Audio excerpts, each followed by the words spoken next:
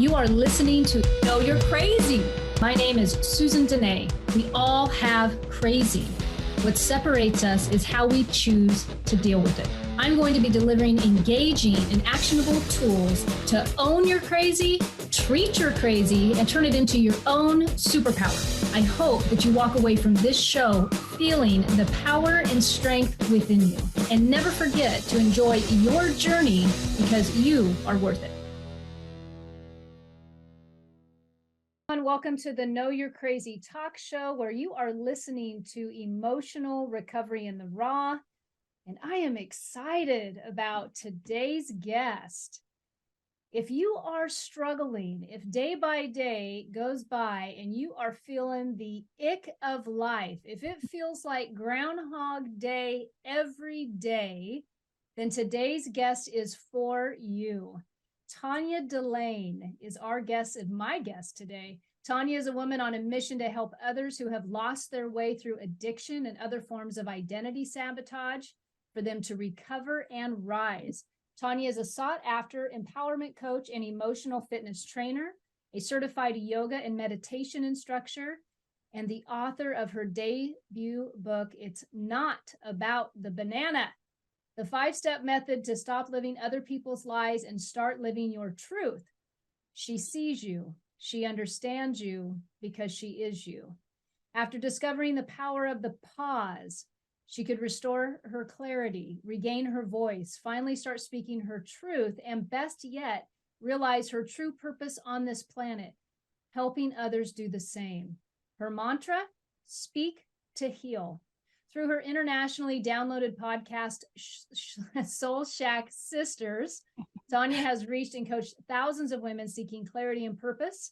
In addition to her podcast, Tonya has created courses and workshops centered around identity sabotage, written and produced empowerment meditations, as heard on Insight Timer, and privately mentored women in her healing practice, empowering you to live life with passion and purpose. Well, welcome to the Know You're Crazy show, Tonya. Yes. I'm excited to have you. Yeah, I'm excited to be here. Thank you so much. Yes, it's a journey with you and I. It is, isn't it? It is a journey. You and I have had the honor of knowing each other for several years, working with one another for probably, I don't know, are we over a year now? Maybe 2 years? Yeah, going towards 2. Fast. Yeah. Yeah, so I know for me, it's been a pleasure to witness you in your growth, to witness you simply with the book, the debut of the book, the creativity. You are a woman who gets it done. You are inspiring with the amount of action that you put out there. So I am honored and pleased to have you here today. Oh, thank you. Thank you. Yeah, absolutely. One of the things, so I'm going to get right to the point right out of the gate, because here's the $1 million question. What does it mean it's not about the banana? If you could just share with the audience your inspiration for the book, the story about It's Not About the Banana, and then we will just jump right in. Yeah, it's a great way to start it out, because everyone's always like, well, if it's not about the banana, what is it about? And of course, I had to put a chapter in the book with the title of the book, It's Not About the Banana, because it really, honestly, it came to a moment in my life. I was in my early to mid 30s having a fight with my now ex-husband over a banana. And up until that point, I was living my life. I thought I was doing well.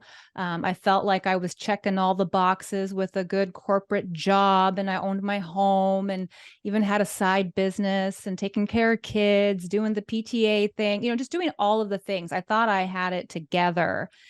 And that moment when we were in the kitchen and he got all upset about his banana, it had gone missing. And little did I know it was his banana. I had cut it up and put it in my daughter's cereal. And she was like, I think in 2nd grade. And he freaked out over a banana, just got so upset. And here I am now reacting to his acting. I'm responding emotionally, showing up, owning his drama as mine. And at that moment, when he yelled back at me after I took off saying, I can't believe you're acting like this over a banana. And he yelled at me, it's not about the banana. At that moment, I realized, oh my gosh, it's not about the banana. And I had this huge spiritual awakening, the shift in perspective of the way that I was showing up in my life and how I was really just reacting to everybody else's acting, reacting to how everybody was showing up in my life as if that's how I had to respond. That's what I had to deal with. And I realized at that moment that so many of the things that we argue about and get upset about and overreact about, obsess about, it's never about that thing. It's always something deeper. And part of my practice when I went to school to get my bachelor's in Ayurvedic wellness, we always talk about getting to the root cause of the symptom. What is the root cause? And I thought, this is no different. Emotions are just like anything else. And there's a deeper reason the way we're responding to things. So I just started to dissect it deeper and got to this like aha moment that, we have been showing up as our false selves, adopting other people's lies as our truth. And that's where the whole identity sabotage came from. And then the book. I swore, I threatened I was going to write this book for the past 10 years.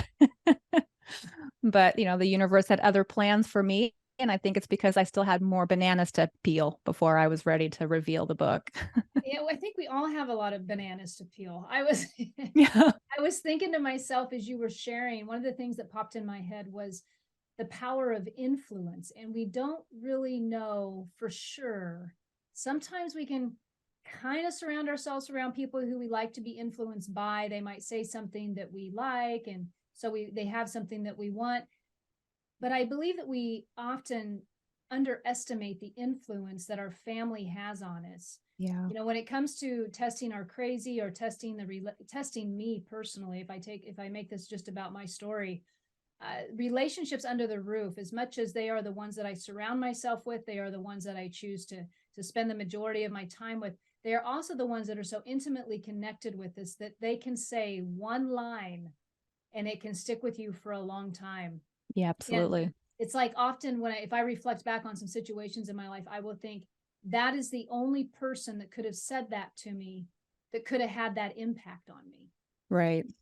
Right. To cause that awakening that you described, Right. someone that you're sharing the home with, someone that you're parenting your children with, someone that is so close to you.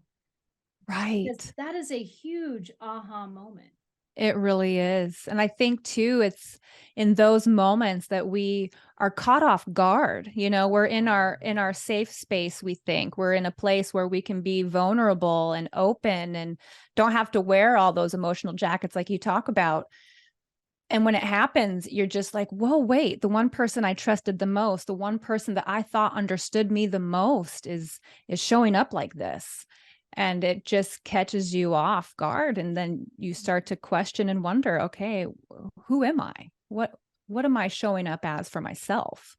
Yeah, absolutely, absolutely. And the thing that I loved when I was reading your book is you are a fantastic storyteller. I Thank you. can feel your humor in the book. I love the spots of humor within the book. It's as if you're chatting right there, just telling the story. I was actually at the gym running on the elliptical and out loud laughed at something I read. I think I may have mentioned it to you. It was the Banana Gate or something Banana like gate that. broke. Yeah. When the banana gate Cracked me broke. up. Yeah. Yeah, it was so good. So I love the humor in the book, but more importantly, the book will help many people because you give this 5-step method. You Right. give this 5-step method. And so I'd like to kind of go in that direction.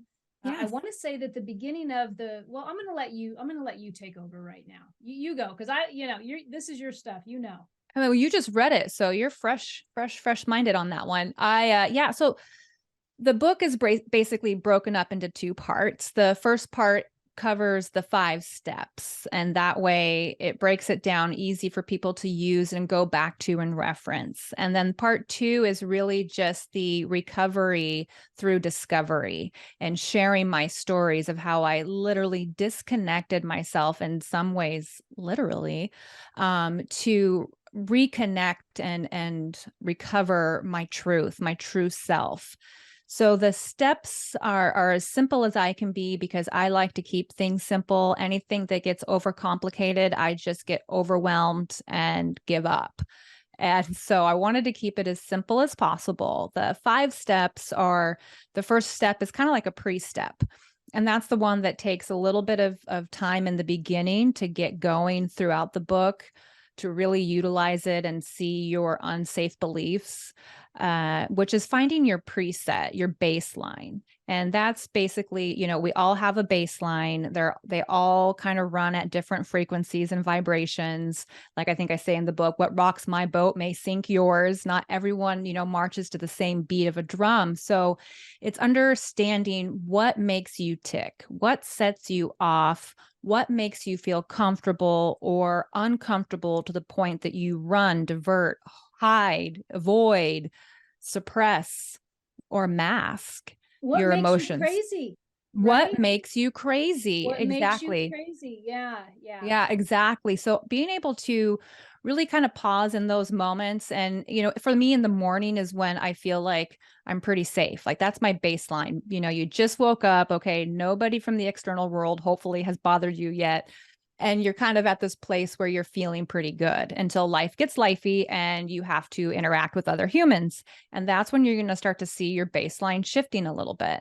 And all emotions are good emotions. I can't stress that enough too. Like we need to have all of them, all of the flavors to really, survive and thrive in life. But understanding what sets you off and makes you want to hide and mute yourself is really the premise behind the resetting your preset, to be aware of it. And then the steps in that, once you know what those things are, you're able to identify the emotions your body is experiencing, the feelings. What am I experiencing in those moments? To start to relate those emotions, those sensations in your body to whatever external event just took place. And then I break down questions. So then after you're pausing in those moments, and I literally yell, pause. Oh my gosh, pause. I'm not liking what I'm feeling. Something's off. I don't know what it is yet, but this doesn't make me feel good. Or maybe it makes me feel too good. I mean, there's that yin and yang. But I can pause in those moments, and then I start to peel, which is the next step. Peel back. What is it about this is making me feel this way? What am I feeling? What is the situation that's going on? And then, asking yourself, is it true? Is what I'm feeling, this situation and what I'm thinking, is it really true? And most times it's not. It's an unsafe belief that we've adopted as our truth somewhere long, long ago in our childhood, that we've adopted as real for us because it was very real back then.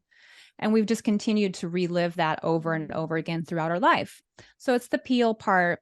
And that in that peeling, you're revealing truth. You're revealing, the banana is starting to reveal itself, that what is the root cause of this emotion. And then you can start to heal from it. Once you can actually see a lot of times just how outdated it is. The thought that emotion may have came, like for me in the story of the book of the girl coloring outside the lines, I was coloring a bat and I was told that I was doing it wrong and I wasn't taking pride in my work and how dare you. At that moment, I was scared to be me. I was scared to dare to do what I wanted to do, express myself. I thought this was great because it was brilliant. I'm so gonna jump in right now, and I'll tell you why. Because I read the story about the bat. Yeah. And you know what made me chuckle about that was I have a story about coloring too. This is why this is such a great share. Yeah. Mine was about staying within the lines and making sure that I Yin and followed yang. Yin and yang. directions precisely. Like I remember outline. It was George the kangaroo, trash kangaroo, and it was kindergarten. I remember it. So when I read this story, I was like, "Oh my goodness, me too." I wonder how many people had a story about how they used to color, because I remember looking at the kid who colored all over the paper and thinking, "Oh, well, that's off, right?" But I was the rule follower. I was the teacher's pet.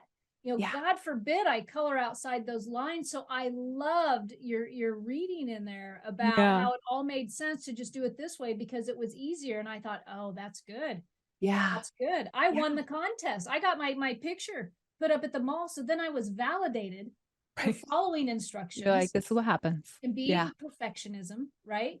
And so it's crazy. I like the way that you said, how far back does it go? Mm-hmm. How far back does it go? Because I believe that the introspection that is required for emotional growth can be the most challenging, because we have those layers of beliefs, and you touch on beliefs in your book. We have those layers of beliefs that it's like layers to the onion. We got layer upon layer. If it was Donkey in the Shrek movie, you know, Parfait's got layers. Yes. Beliefs have layers. And we might have knowledge of the first belief, but then it's really the core belief that is withholding us from our ultimate growth. Right.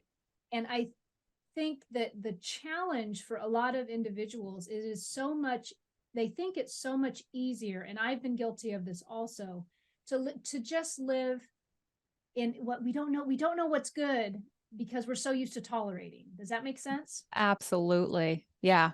Yeah. And so what you describe in detail, really, in your fantastic storytelling, is your ability to spot it. Right. To spot the crazy, to spot where it needs to be peeled, to spot where it needs to be healed. And so I was going to ask you, you know, when you are in that, so some of them take us by surprise, like you said, you know, the husband makes a comment about the banana, and suddenly there's a full-on war in the house. We're yelling, we're screaming, we're aware that the little ones are listening, we're feeling as bad moms because you know, we know they're aware and they don't know what to do with the banana. They had it in their cereal or whatever, you know. So there's like this whole thing going on, right? Yes. Yeah. And so some of the awakenings will come because of just sheer misery, like arguing and fighting. You know, I mean, I could tell you story after story, right? Right. And then there's the ones, I love this, where you wrote in there, do you set your intention to pay attention? Right. That was fantastic. How many of us set our intention to pay attention? So if you wouldn't mind talking about that and what you're elaborating on, I mean, really what that concept is all about, because it really is about a mindset, right? Absolutely, it is. You know, the intention that we're setting for our day, I like to set an intention every single day with what my purpose is, what I'm intending to do. Not even so much with like, I'm going to get, you know, the dishes done and the laundry done. That's my intention to do housework, whatever it is. But a lot of times it's maybe about spotting spirit or being intentional with my speak to heal, you know, being mindful of the words I'm choosing to use. And so it can really be any of those things, whatever you're setting attention for the day. And then, you know, being mindful and paying attention to where your feet are, paying attention to your body and how it's feeling, what you're thinking, what are you actually doing? How are you showing up and responding in life throughout that day? And taking those spot checks throughout the day to pause, breathe, and ask yourself, what am I feeling? And then ask yourself, are my actions in alignment with my intentions? And therefore, if they're not, you simply reset right there. You don't have to be like, oh, I ruined my whole day. I got to start over. I'll start over tomorrow. It's just really being mindful of the intention we set and then making a conscious effort to pay attention to our thoughts and our feelings and our emotions every moment throughout the day when we can. So that's why I always say in the book, you know, do 3 alarms, because it gets you in that habit of pausing and paying attention to reset your preset. Remembering to do it, right? Right. Because I think that's, you know, sometimes we just wait for the negative emotion to come. And then it's day after day of that, you know, the Groundhog Day effect, where we are constantly in a cycle of negative emotion and we're waiting for something to happen, but we just know we don't feel good. But what you're saying is, if you pay attention to that negative feeling and you realize that it doesn't feel good, that there's opportunity to take that even another layer and say, oh, I mean, it's real simple, isn't it? You either feel good or you don't feel good. But I think if we've been in a state of tolerating for a very long amount of time, we may not necessarily know what good is anymore. We almost have to remember what good is and what joy is, what satisfaction feels like, what joy feels like, what fun feels like. I still remember a therapy session years ago where she's like, what do you for fun? I'm like, what? Fun? Oh, she's like, yeah, you need to play That's an more. option. Yeah. Oh, you mean outside of the kids and the job and I watch TV. Yeah. Isn't that fun? I like Right. comedies. I like comedies. That's what I do. Yeah, exactly. So breaking it down and then taking it one step further and asking yourself, where is this coming from? Right. Yeah. Yeah. And Yeah. having that dedication to that practice. Right. Yeah, exactly. And again, being mindful with the body and not asking, how am I feeling? I find that when we ask how we're feeling, we're quick. I'm fine. I'm fine. Yep. Brush it off, stuff it. But asking, what am I feeling? What am I Right. Just like getting ready to come on to your show. I wasn't feeling much of anything up until 5 minutes before it was time to get on your show. And my heart starts to race a little bit. My body's getting a little warm. I'm Yeah. breathing from the upper, parts of my lungs. I'm not Mhm. breathing my full breath. And right then and there, I was able to just pause, take 3 long cleansing breaths in and out and say, what am I feeling? And what about this feeling is making me feel this way? And it was that I was excited, Yeah. not anxious. I was excited Yep. and it was able to, reset for sure. One of the things I did, I think it was after my first husband got out of treatment, and then we were in this couples group, and they had like sober couples, right? Like and Yeah. they said the likelihood of making it a sober couple, the likelihood of them making it was like, I mean, it was like practically nothing. I mean, if you're both getting sober at the Oh, same time, good luck, right? I good mean, luck. it's like, Right. but we're going to meet in this group and we're going to try to make it happen. And I remember they had sent us home with a worksheet with faces of Mm, different emotions. And right. we had that on the refrigerator for a long time because as early sober people, not used to just being clear headed, right? I mean, you Right. share about your story in the book a little bit, but just being clear headed, like having the fog lifted. Right. In recovery, we have this saying where we go through this pink cloud moment and hang on to that pink cloud for as long as you can, because eventually you're going to realize if you've been drinking constantly, Mhm. whether you're alcoholic or not, but if you've been numbing for a while with some alcohol, when that fog lifts and you realize, oh my goodness, I don't know how to feel for one. And when I do feel, I don't know which face is me. Right. And then I don't know how to deal with that feeling. And Right. we had to literally learn new words for feeling. Yeah. And and even when I'm doing some of my own work, I will Google Hmm. different emotional words Yes. so that I can connect, Yes. Yes. so I can understand. It's so true. I think that was one of the big things to actually have that sheet over here on my clipboard because I look at it often Yeah. still because there's so many feelings and emotions that I'm like, oh, I didn't know that. That's a feeling. One day I was so undecided with how I felt that I Mhm. discovered that undecided is a feeling. I'm like, Yeah.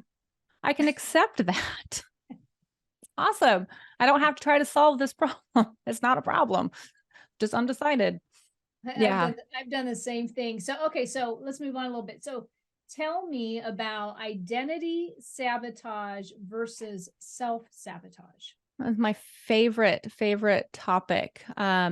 Identity sabotage versus self-sabotage. So I was in a processing group one day and the topic came up that these people were doing really well in life. Things were going good. They had time under their belt in the recovery community. They were getting their life back together, family, friends, jobs, finances, everything was going well. And then they self-sabotaged. They decided to, whether it be, pick up and drink or use or quit the job or move, like whatever. They're like, I self-sabotage. I'm always self-sabotaging. And something just didn't sit right with me in my soul. I'm at this point in my spiritual journey where I'm very awakened to what's going on and how things work. And I was like, that's just not right. That's not right. There's no way that we are doing that to ourselves. We are Mhm. not deliberately doing this to ourselves. And I realized at that moment that the fact of the matter is, we don't know who we are. We do not know who we are. We don't know ourselves. We don't know how to express feelings, feel feelings. We don't know what emotions belong to what. We don't know sometimes what we like to do for fun. What's our favorite Mhm. food, our favorite color? What do you do? Like, we just don't know because we've been so busy either running and gunning and trying to, survive that we haven't really thought that thought. Yeah. Until you get to a point where you're in your mid 40s and you're like, who am I? Where am I? And how did I get here? This is And what do not I want my to be when I grow up? right. I'm like, this is not my life. What am I doing? No. And I just, at that point, it just dawned on me. I was like, it's not self-sabotage, because if you knew yourself, you would know just how perfect you are, how amazing you are, and how capable you are. Yeah. That you're incapable of sabotage, right? Like if you knew, you wouldn't sabotage yourself. That at that point, I realized it was identity sabotage, and our identity has been sabotaged by the ego at a very, very young age. And they don't talk about this in school, so we didn't know how to spot it when it was happening and how to, refilter and rewire our brain. Luckily, we've come a long ways in the brain science department that we can start to pick up some tools, and that's what I apply in the book quite a bit too. Yeah. Yeah. No, it's an awareness game. It is what I like to say on that topic is I agree. I don't believe in self-sabotage either. I believe that everything we do because we will feel better. Right. It may not seem like it, but at times that is what we are doing. Even if I'm in a hospital and I'm feeling sick, I'm at the hospital to feel better. If I, choose to drink, even though it's misery for day after day, the point is when I choose to drink, I'm actually choosing because I want the pain to go away and I want to feel better. Yes. If I got to go to work today at a 9 to 5 and I dread my job, I keep going to the job because I think it's going to make me feel better because I'm bringing home a paycheck. That's going to take care of the roof over my head, right? So I don't think any of us are doing anything intentionally to sabotage and bring negativity into our existence. I think we make decisions, and those decisions are met with intent to be good to us. And then ultimately we start learning the decision maybe wasn't the best, but the motive was to always make us feel better. Right. And we're sifting and sorting constantly. And that's why you mentioned the 40s, and we wake up and we're like, okay, so new decisions need to be made. New We feel decisions. like we don't know who we are. Right, exactly. And the words we're choosing to give our power to as well. I think that's another one, as far as saying self-sabotage, that implies I'm self-sabotaging because why? I don't think I'm good enough, I'm not worthy, I'm not capable, whatever the excuse that we give ourselves that makes us feel good in that moment to say it. And then we start to believe those things once again, that it's self-sabotage. Yeah, it's a powerful concept. Well, for anybody who's just joining me, today's guest is Tonya De'laine. We are talking about her debut book. It's Not About the Banana, a 5-step method to help you. What would you say? What do you say? Help you heal? To basically stop living other people's lies and start living your truth. Start living your truth. So if you are just now joining us, we are going to take a short break, but we will be back. Tonya, how could somebody get in touch with you? Where would they go? How could they purchase your book? Oh, yes. Great question. They can go to my website. Everything is on there. It's the Soul, SOUL, Shack Sisters with an S.com. And it will have everything from the podcast to how to purchase the book to contact me for a free discovery call or recovery call, depending on what we're looking at, whether it's identity sabotage, recovering from that. But yes, soulshacksisters.com. Awesome. Awesome. All right. Well, we will be back shortly.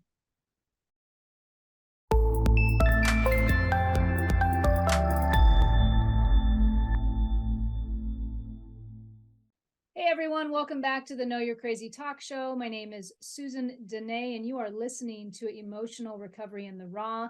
Today, my guest is Tonya De'laine. She is the author of It's Not About the Banana, her debut book. It's an honor to have Tonya on the show today. We were at break, we were talking a little bit about the emotional rock bottoms that we meet. The subtitle of this show is Emotional Recovery in the Raw.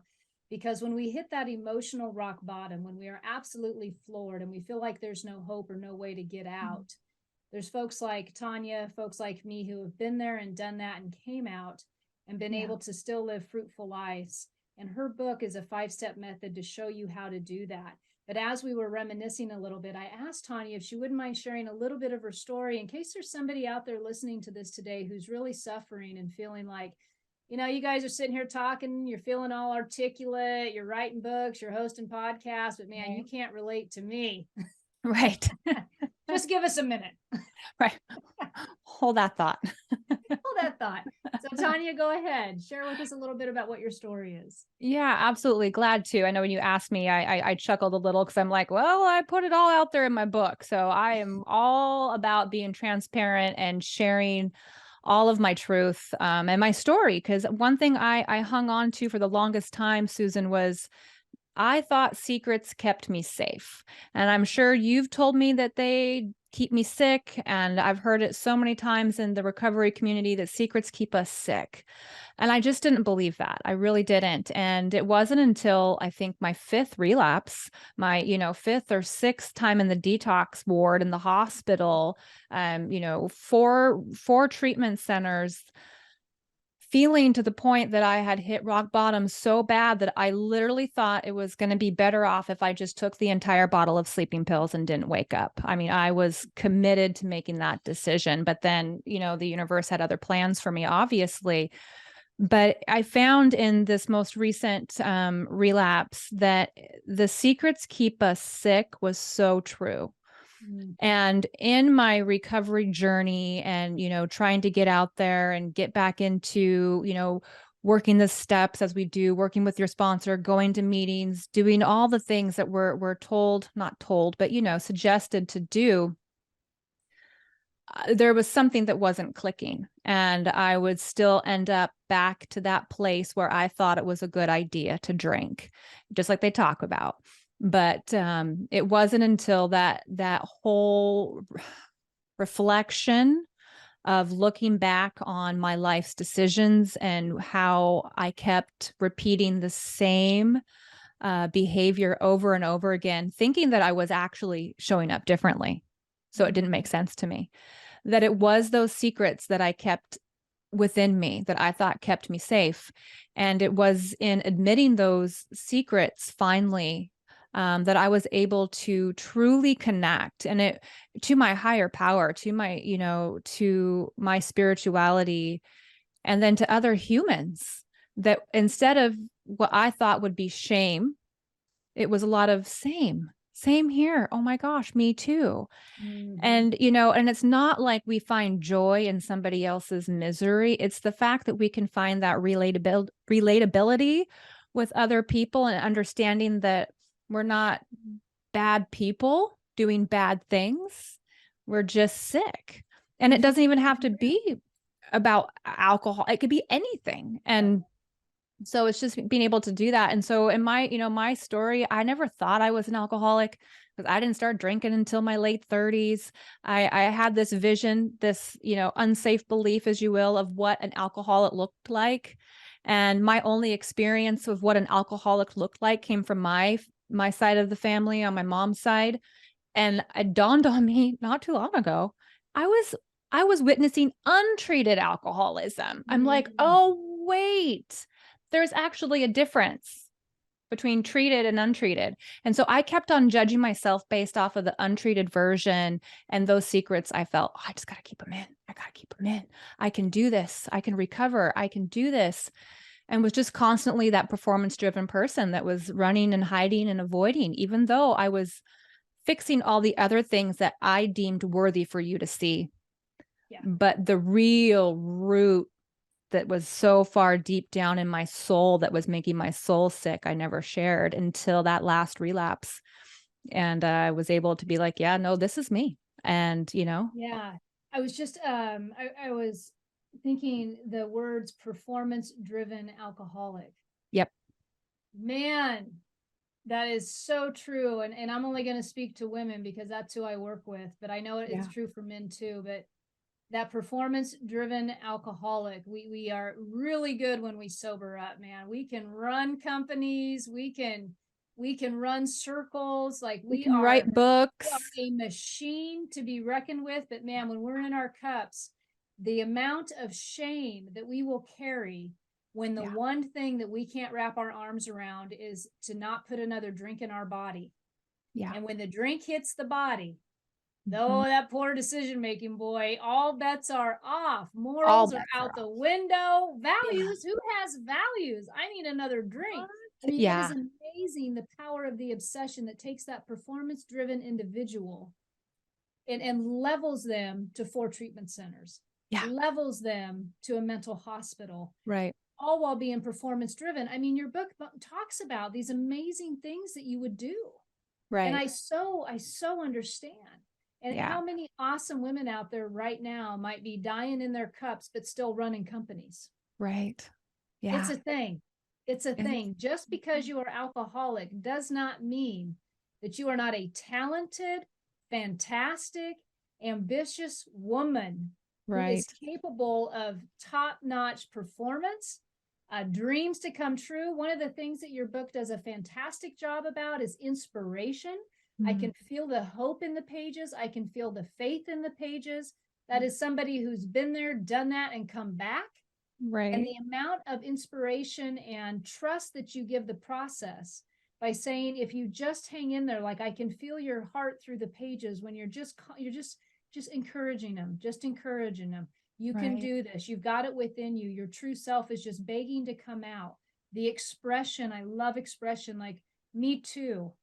Right? We hide behind our secrets. Secrets are shaming. Secrets are shaming. And when we learn to authentically live through it and to speak it and to be it, which is what your 5-step method does for individuals. Absolutely. It gives them a simple roadmap to start to uncover. And the very beginning of that is that baseline. Right. Where's the baseline? You know, if you're a hot mess and you're listening to this show, that's okay. That's okay, because hot mess has common ground too. Oh, yes. That's what we're talking about, the recovery rooms, right? Like when we hear our story. Right. We don't shame one another because we're all in the boat. I mean, if your ass is ending up in an AA meeting. Yeah. We're not worried about you being, you know, a high performer. Right. Don't be showing off, trying to come all in cool, calm, and collected. Like, come on. I want to be the top one in AA. You just got to ask yourself, well, there might be a marble missing. Okay. All right. So your 5-step method. So you've got your story and how you come through. One of the things that I found really fascinating also is this conversation about triggers. You know, we also hear this in the recovery rooms, because that word trigger, you know, what's going to trigger you to drink? Like, that's kind of what you're not really talking about that. I guess we could take it all the way there if you'd like, but if you wouldn't mind expanding on the trigger concept. Yes. Yeah. You know, and I had fun with that particular writing, because we hear like, oh, the word trigger can be triggering. And so you'll be like, the trigger disclaimer, trigger warning, we're going to talk about triggers right now. And I respect that and love that. But at the same time, it goes back to the power of the word and the things in the words that we're choosing to give our power to. And what I had found in my extensive research in treatment facilities and detox hospitals and mental hospitals, that was something that we are so quick to give our power to. That it could be a person, a place, a thing, a smell, a sound, all of it. And we instantly go back to a past memory and we relive it in our head as if it's real, and it's not. So the whole thing about you not being your triggers is just similar to you are also not your label, is that you may have something that moves your baseline, but you are not that thing. You can trigger someone, but you are not a trigger yourself. You are not a victim. You are not incapable of approaching these things with power and purpose to call them out for what they are and say, you know, no more, no longer. And I don't think I used that example in the book, but one of the triggers was a physical sound of a plastic cap opening. And I would relate that to opening my wine box. That sound, it was my wine box, which instantly took me to this like shame and guilt of who I was in that time when that sound was heard. And I had to face it and realize that's not who I am. I'm not my trigger. I am not this weak, vulnerable, susceptible, incapable, powerless person over a plastic cap. like, come on. Or a person that raised their voice and made me feel uncomfortable because I was not used to men in my life. And I'm like, I'm going to Yeah. let you make me cower down and be quiet. Seriously? I You was know what's coming to my 5. mind right now as you're telling that story. What's coming to my mind is I'm just a geek for this stuff, but the curiosity in which how we figure out how we operate. Yeah. The curiosity in that, like having that ability to be like, oh, that didn't sit right. I had a one time I was at my old job and I walked into the owner's office and he was this old Montana guy, flannels, just reminded me of home. I'm from Nebraska, so it reminded me of my dad. And Yeah. I can't remember, he was disappointed in me about something. And I rarely ever talked to him because I was trained in the day where you did not do owner, you followed chain of command. Yeah. It took me a while to realize that's not how they wanted things done, almost like 15 years. But anyway, Yeah. got there. So Yeah. I'm in his office and he's sitting behind his desk and he says something. I don't even remember what it was, but it was a trigger. And I walked out of his office and I got super upset. And I thought, oh my God, it's almost like I was talking to my dad just now. Like I Yeah. had this total realization that that person in that framework with that outfit on Right. was a man that I respected, Yeah. a man that his opinion meant a lot to me, absolutely Yeah. threw me into this like emotional booby trap Right. for a moment, right? For Yeah. a moment. And I Right. was so fortunate to be able to be aware of it, Uh-huh. but it still took me a while to shake it off, Takes a right? minute. It still Yeah. takes a minute. It Yeah. takes a minute. And I think that's too where we can even not be so timid to say it. Like, Yeah. I'm sorry, you just took me back a little bit. You remind me a little bit of my father with the flannel and oh my gosh. And I was always wanting to, impress my dad. And there's something about your presence that made me feel a little kiddish again, Yeah. and how that makes them feel comfortable too. Like we think it's all about us all the time, but forgetting that there's another person involved on the other side that has the same experiences, and what could you be bringing to that situation that Mhm. makes him feel a certain way or think a certain way. And it's just that me-we relationship that we have with each other, and being comfortable to speak your truth in those moments and be like, hey, and I did with the wine cap thing. I said, this makes me remember this. And at that point, I was like, I'm not doing this anymore. And I started buying the coconut waters. I was juicing, making lots of juices with coconut water. And now when I hear that sound, I think of coconut water and juicing. So I was able to retrain and rewire my brain as well. And there was somebody similar to your dad's story, that really intimidated me. And I was able to let them know that they did and why. And it was a respect thing, Mhm. because if I respect you and you intimidate me and make me feel like I'm 6 years old again. And we had a fun laugh about it. And at that point, that tension was broken and communication was had at that moment. And it was so different. It just shifted those Yeah. simple little things. There's simple little things. What you, the memory that, or the thought that you spurred when you were sharing that was I was thinking about what a fantastic job you do in, it's not about the banana or it's not about these other things, and really Right. connecting individuals in the book, you connect individuals to the idea that when you're, and I'll use my term real quick, when you're going crazy, like whatever that is, Yeah. it's not about the incident. No. It's not about, it wasn't about that. Like if you experience road rage, it's not about the road rage. No. It's not about the driver in front of you. No. It's about feeling behind the ball. It's about feeling tardy. Maybe you're tired that day, but there's other things going on that Mhm. is not about that thing. No. And not only do you talk about it's not about the banana, but you have several stories in there where you're describing this. And with every single story, you're given a nice description of what you had to do to peel and Yeah. heal and the Right. practices involved with that. And that's one of the Yeah. reasons why I love the book. It really is a great method for somebody to follow. Yeah. Thank I you. also appreciate in the book the meditations at the end of the chapter. I was using a couple of Yes. those this week. I thought they were fantastic. Awesome. Uh, Yay. yeah, and then I'm excited. Once I lose a couple pounds, I'm going to do your banana bread recipe. Oh, that'd be so fun. Yes. Yes. Yes, the So banana bread how did you recipe. celebrate the book? Like you get this book, you're looking at it. I can't imagine how that must have felt for you, but how did you celebrate? Oh gosh, I don't think I have yet, to be honest. I went straight from finishing the book to, oh my gosh, now I got to promote the book too. Like there's all these things you have to do. Yeah. But we, uh, I think just acknowledging it with my family and saying it out loud that I did it, because it was a huge transformational journey for me to finish the book. I talked about writing the book forever, but I Mm, never really took massive action or any action at all. Like, forget the massive part. I didn't take any action. yeah. And that was part of the process in discovering why, getting to the root, because I didn't think I was good enough to.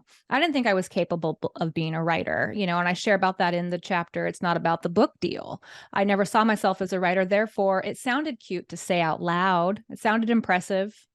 I'm going Mhm. to write a book. And then when it came down to really looking at the truth and the lie, Yeah. the banana was exposed, right? The banana was revealed, and I had two choices: eat the banana or die, as I say in the book, because I feel like when you don't see your truth and lie and then choose to accept that truth, we're slowly dying inside spiritually. Mm, And so writing the book was its own celebration, Susan. It being able to finish it and yeah. see it ship and be in my house and in other people. I was celebrating with everybody that was like, "I bought your book," and they're sending me photos, and I'm just like, "Oh my gosh!" Like, that's how I celebrated. I did buy a That's banana fantastic. suit, and I've been dancing around in that to have a little fun. I Oh, well, think we there had you talked go. about. You bought a banana suit. I mean that's the best one. Your TikTok videos, by the way, are fantastic. You do a fantastic job on TikTok. If you guys haven't checked her out on TikTok, what is your TikTok handle? Yogi Tonya. Yeah. Yogi Tanya. It is a fantastic TikTok channel. Yeah, it's fun. You are absolutely fun. That funness comes through. Is funness a word? I don't even know. That funness comes through. We're making it a word. They know what I mean. Yeah. And in the book. And that's what I was talking about, the joy in the book, the laughter in the book. Yeah. And Yeah. so if you had like one thing that you would hope that somebody would be able to pull from this book, what would it Mm. be? One thing. Yeah, or maybe there's two or three things you'd like them to pull from the book. But like when you were sitting down writing this book, you're Yeah. passionate about the book, you live it. Yeah. And I truly believe that when you've shared it, it's to help others. Oh, absolutely. Yeah. To I mean, help I would others. say, and I'm working with a gal right now, actually, who is reading the book, and she's keeping up with like detailed notes on what she's learning and what's going on. And it was the perspective that, you can change your mindset by just a shift in perspective and how you're choosing to see the way you're living your life. And that and understanding that it's not your fault. It's not your fault you fell victim to identity sabotage. But once we know it, it's our responsibility to do something about it. Mm, And so giving them solutions, letting them know that they're not alone, that they are made for more, and that they are perfectly perfect just the way they are, and being able to see that, and again, no, they're not alone, that, been there too. I see you, I hear you, I am you. Oh my gosh, yes. you know yeah, like, yeah, absolutely, yeah. And yeah, that there is a solution, and it doesn't have to hurt to dive deep and go in and pull out the root. So yeah. Now, are we going to be expecting some more books from you in the future? yes, I actually am. I finished and published. It's the Emotional Fitness Journal, as you're going through Nice. in the beginning for your finding your baseline. I created Emotional Fitness Journal based off of the emotional diet that I talked a little bit about in the beginning of the book. So I just finished that. That's on Amazon, and you can pretty much find it anywhere else too online, Emotional Fitness Journal. And then the next book, the sequel to It's Not About the Banana, is going to be Eat the Banana or Die. And That is and trademarked, folks. right. Eat the banana or die.